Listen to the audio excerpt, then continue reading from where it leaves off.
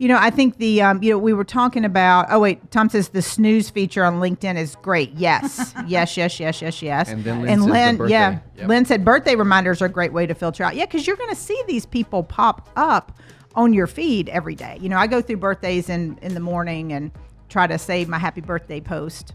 Sometimes I did a few maybe in the car this morning. Unless you don't have your birthday up there, because if you don't know me, I don't want you to tell me happy you know birthday. what? I didn't. All right, now here's what's don't funny. Be talking to me one time a year. Talking about positivity because I like the birthday posts. I think they're fun. Now they are tiring because you have to go through and I comment to everybody, so I'm like on my birthday, I'm like, I'm worn out. But your birthday is not on Facebook because I was doing, I have a tracking list of client engagement just so I know when my clients' birthdays are. And yours I had to ask because you do not. I know it. No. I know it. So if anybody needs to know Whitney's, better text me I actually know it. Don't be on my Facebook page. But that's true.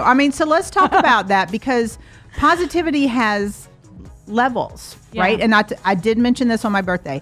I love the Facebook posts that say happy birthday. I think that's really sweet. Right. I like that. I don't respond to direct messages, as we've said, but I notice those as well because you don't get as many.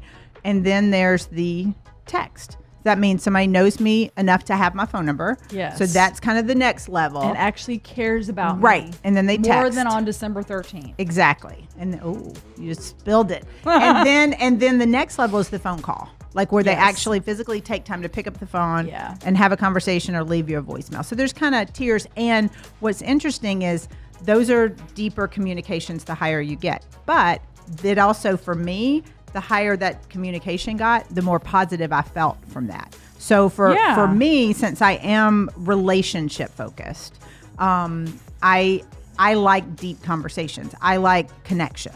Now, maybe not everybody's like that. So maybe some of the ghosters or the people who are focused on the negative, they either don't want conflict or they don't want the conversation.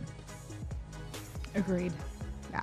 So I don't know. So we've got, LinkedIn updated the software so it's easier now. And then Lynn's saying with the birthday algorithms, it gets you on their feed again. Oh, that's right. Because if you comment on their post, you're going to start seeing this. You may have to rehide some negative Nellies again. Oh, that's true. Yeah. See? Mm-mm. Yeah.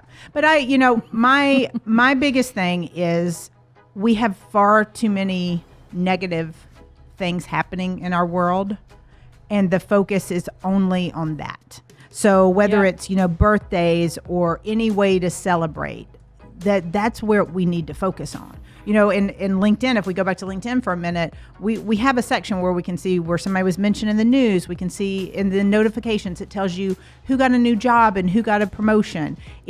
So the positive things are there. The birthdays, the anniversaries, the promotions, the media, all of that's there. So it just baffles me that we kind of glaze over that and we're automatically looking. I don't know if we're looking for people to not win. And I hate that. I hate that society is kind of, not all of it, but a lot of society has come where they're just waiting for somebody to mess up. Yeah.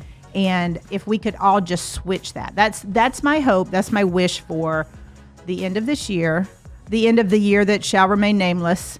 As we move into next year, is let's take the good stuff. Let's focus on the good stuff. Let's force the media outlets and the news outlets and the TV people and the podcasters and let's force them to focus on the good stuff. Yeah. Because right now the good stuff doesn't sell and it should. Yeah. Well, there's now what I'm about to say. There are multiple studies out there that show like terminally ill or patients or someone that's gotten a sad diagnosis or disease, whatever the case is. If they view it with positivity, they have a better chance of healing and living longer. Now, that doesn't mean I'm going to go jump off this balcony, lift up my jacket, and fly down to the bottom because I positively think it. Right. But it does prove that how you view the situation can truly impact your life, which is why 100%. It's important. But all right, so that's a good point. And I'd love us all to think about this. Now, you're going to laugh. There's a country song. Of course there is. Because, all right, I have a friend that's into country that's getting me more into country. So we'll listen to songs and I'll sing. It is called Live Like You're Dying. I know this by one. Tim McGraw. Yes, I know this one. It is fantastic. I literally have it on my playlist. I may have said this before. I do a new playlist sometimes once a quarter, but at least once a year. And it's titled like in my iTunes, like 2020 or Q4 2020. But I just put whatever song I'm kind of into. It's the most eclectic playlist. I've literally got like Tim McGraw and Montgomery Gentry to Pink and The Who. Okay. I don't know. It's just weird. But this song, I heard it. My friend Tanya and I went to the beach this summer, and it came on the radio.